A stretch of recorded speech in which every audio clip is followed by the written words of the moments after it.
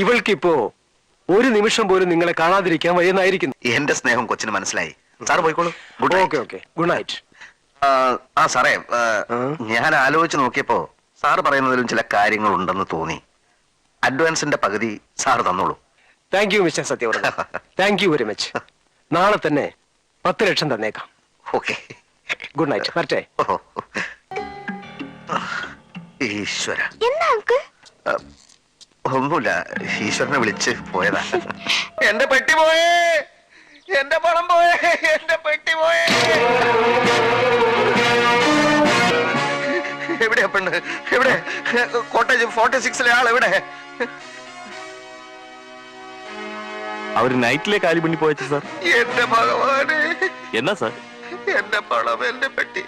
പണമാ? ഒന്നുമില്ല, ഒരു ലെറ്റർ ഉണ്ട് സാർ.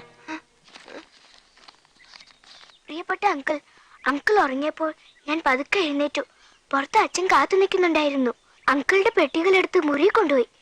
തുറന്നു നോക്കാനൊന്നും നേരം കിട്ടിയില്ല. പെട്ടിയിൽ പണം ഉണ്ടായിരിക്കുമല്ലോ അല്ലേ?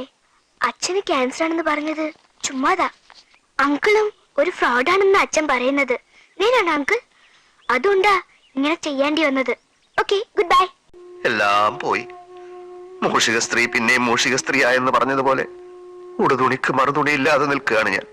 10 വയസ്സ് പോലും തികഞ്ഞിട്ടില്ലാത്ത ഒരു കൊച്ചു പിശാച്ച് എല്ലാം പറ്റിച്ചുകൊണ്ട് പോയി. അവളുടെ തലമുറ വളർന്നു വരുന്നതിന് മുമ്പ് നമ്മൾ വേറെ വല്ല പണിയും നോക്കുന്നതാണ് നല്ലത്. ആത്മവിശ്വാസം കൈവിടരുത്. ഈ രാജ്യത്ത് ഇനിയും കറൻസി നോട്ടുകൾ അച്ചടിക്കുന്ന യന്ത്രങ്ങൾ പ്രവർത്തിക്കുമെങ്കിൽ നമ്മൾ തോൽക്കില്ല. ഒരു ശക്തിക്ക് നമ്മളെ തോൽപ്പിക്കാൻ ഒക്കുകയല്ല. ഇത് സത്യം. ഇവിടെ ഇപ്പൊ 20,000 രൂപ കൊടുക്കണം. അത്രയല്ലേ ഉള്ളൂ. സാരമില്ല, ഞാൻ കൊടുക്കാം. വാ.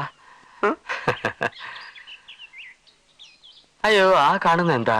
അതാണ് മെയിൻ ഗേറ്റ്. ഓടിക്കോ.